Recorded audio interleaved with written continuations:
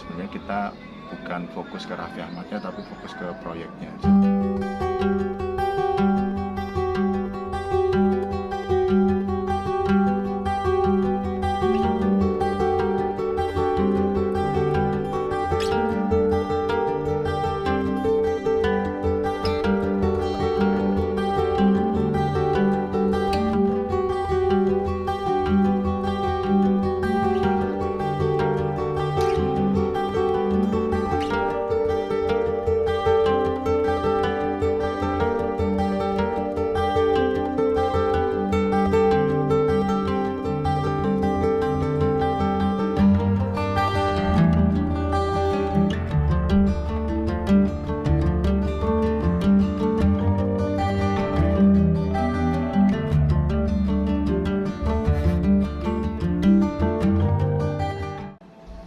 Oke Mas, bisa cerita untuk latar belakang dari petisi kemarin ya, seperti apa sih?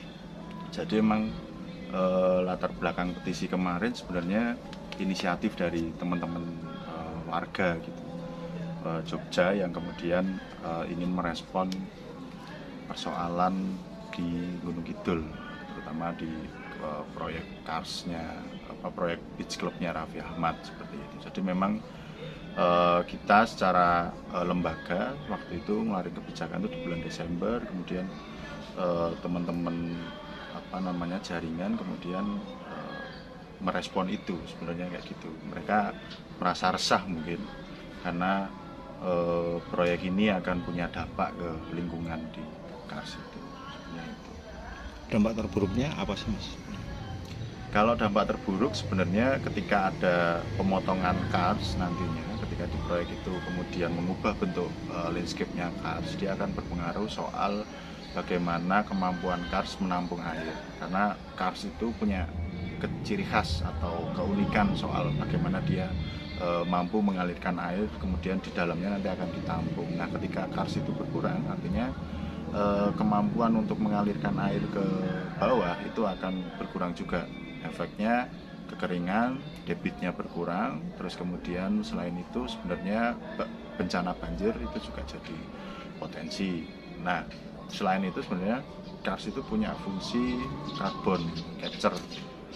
Kalau Karsnya dipotong, itu karbonnya kemudian terlepas ke udara dan itu juga mempengaruhi soal climate krisisnya, krisis iklimnya seperti itu. Terus pasca Raffi Ahmad mundur, apa nih langkah yang akan dilakukan dari Wali? Ya, yang jelas Raffi Ahmad mundur bukan berarti proyeknya lantas berhenti. Sebenarnya kita bukan fokus ke Raffi Ahmadnya tapi fokus ke proyeknya. Jadi hari ini kita melakukan monitoring lah, istilahnya mengawal soal proyek ini, juga memperdalam kajian untuk menambah sebenarnya referensi dan kemudian rekomendasi untuk proyek ini agar tidak berjalan seperti itu.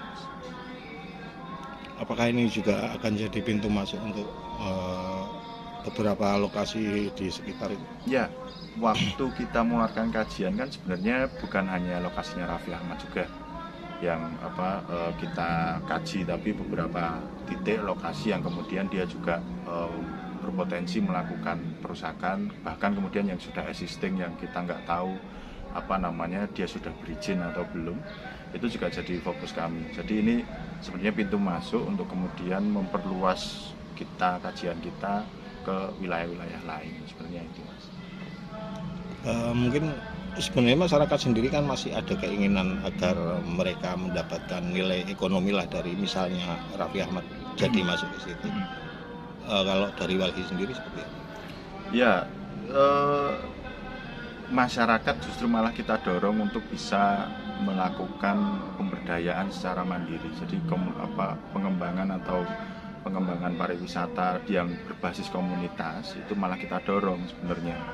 Bukan investor-investor besar lalu kemudian masyarakat hanya mendapat serpihannya aja kayak gitu. Artinya menurut pengalaman kami ketika ada dijanjikan soal menjadi karyawan dan lain-lain itu tidak seoptimal itu, tidak seperti yang dibayangkan. Itu kebanyakan ya menjadi pekerja yang nomor 2-nya atau nomor 3-nya bahkan.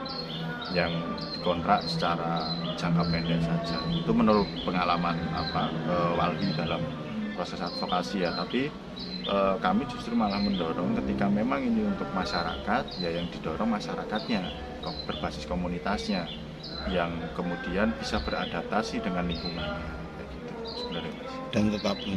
Dan tetap menjaga karsnya seperti itu.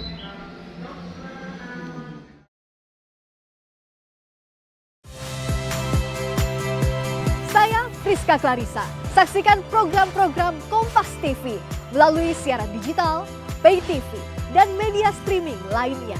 Kompas TV, independen, terpercaya.